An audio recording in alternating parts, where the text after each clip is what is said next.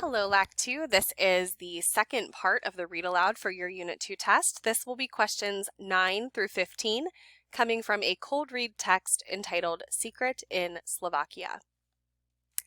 After 17 hours of travel, we'd finally made it. It was 10 o'clock at night and we were in Slovakia, standing in front of Great Aunt Gertrude's house, which stood at the end of a long, narrow street and looked to be made of ancient stone.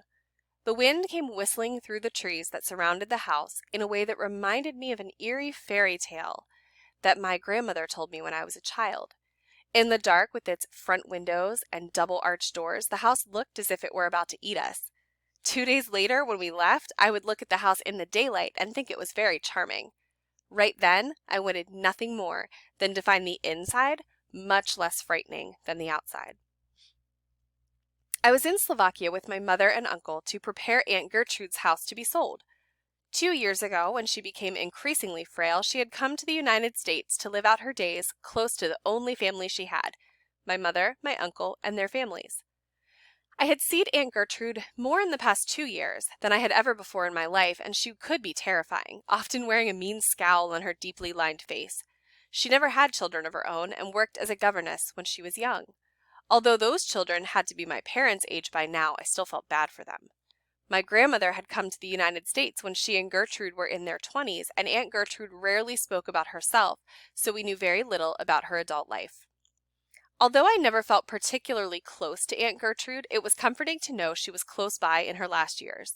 Now that she was gone, we were apparently going to discover the secret she'd been keeping from all of us. I'll never forget the last moments before she died. She knew the end was near, and she was saying goodbye to all of us. Then she turned to my mother, grasped her hand so tight that I saw surprise on my mother's face, and she said, "I'm so sorry. You'll find out all about it. I did what I thought was best. Forgive me." This was not the time to press Aunt Gertrude for details, and just a few minutes later, she died peacefully. Now we were at the house to gather her paperwork and retrieve some personal items that she left behind.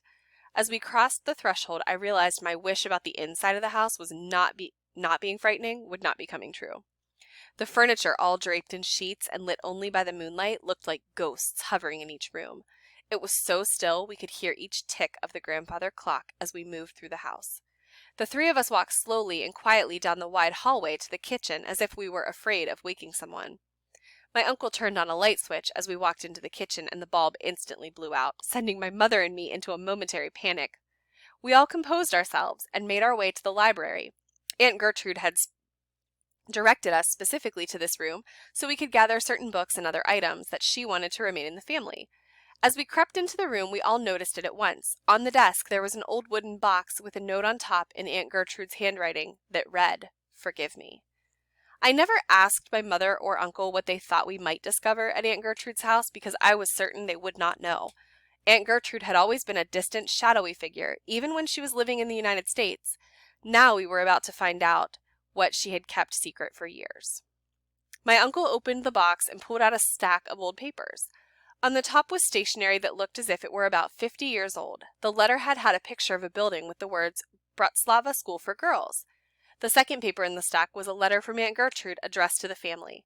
In the letter, she explained that she had been bequeathed a large sum of money when she was a young woman by one of the families for whom she had acted as a nanny. Aunt Gertrude had used it to open a school for orphan girls in the city where she had grown up. As he read the letter, my uncle paused at the end of almost every sentence. It was all so much to take in. Aunt Gertrude explained that she knew many orphans as a child growing up in the city, and she was given this money. She immediately knew what she would do with it. This letter said her only fear was that family would be angry with her for not sharing the money. We all looked at each other in disbelief. A woman we had all feared had sacrificed what could have been a luxurious life in order to help orphans in her homeland, and she was worried that we would be angry about it. A few days later, we returned home with the surprising news about Aunt Gertrude.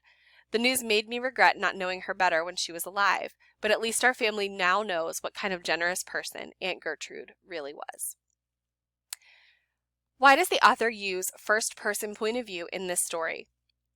To allow readers to know more than the characters in the story? To make the story more mysterious and thrilling? To give readers insight into the feelings of one character, or to give readers access to the narrator's private thoughts and feelings? Please pause your recording and choose your answer to question 9.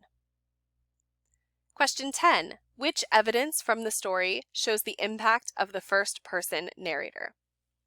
After 17 hours of travel, we had finally made it. The furniture, all draped in sheets and lit only by moonlight, looked like ghosts hovering in each room. Although I never felt particularly close to Aunt Gertrude, it was comforting to know she was close by in her last years. Or the letter said that her only fear was the family would be angry with her for not sharing the money. Please pause the recording and choose your answer to question 10. Question 11. What is the best description of the impact of the story's climax? It releases the tension of the story by confirming what the characters always thought about Aunt Gertrude.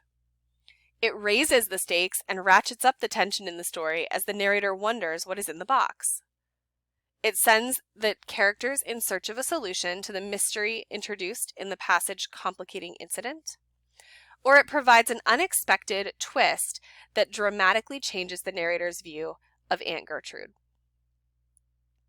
Question 12. Which sentence from the ending of the story best explains the surprising realization about Aunt Gertrude? I had never asked my mother or uncle what they thought we might discover at Aunt Gertrude's house because I was certain they would not know. Aunt Gertrude had used the money to open a school for orphan girls in the city where she had grown up. On the top of stationery that looked like it was 50 years old, the letter had a picture of a building with the words Bratislava School for Girls. Or in the letter, she explained that she had been bequeathed a large sum of money when she was a young woman by one of the families for whom she had worked. Please pause the recording and answer question 12. Question 13. Which statement best describes the effect of the story's exposition? It leads readers to wonder what awful deed Great Aunt Gertrude must have committed. It leads readers to feel sympathy towards Great Aunt Gertrude. It leads readers to marvel at why Great Aunt Gertrude lived in Slovakia. It leads readers to feel angry at Great Aunt Gertrude for what she did. Please pause the recording and answer question 13. Question 14. How does the author's use of foreshadowing in the opening paragraphs affect the story? It creates dread through its vivid descriptions of the house. Readers are aware that something terrible has happened within those walls. It creates excitement by revealing the narrator's hopes of receiving part of her great aunt's estate. It creates a sense of joy and anticipation by hinting that the narrator will be reconnected with her great aunt. Or it creates suspense by suggesting the narrator's view of the house will somehow change as a result of the experiences inside. Please pause the recording and go back to answer question 14.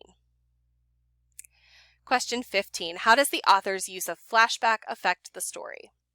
It adds tension and suspense by making the narrator and her relatives uncertain about exactly what they're going to find in Slovakia.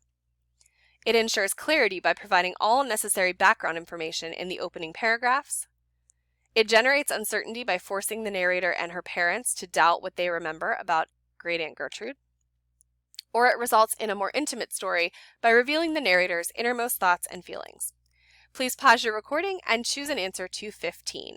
This concludes the recording for the read aloud of the Unit 2 test. If you have any specific questions, please reach out to your LAC 2 teacher, and don't forget to check your work.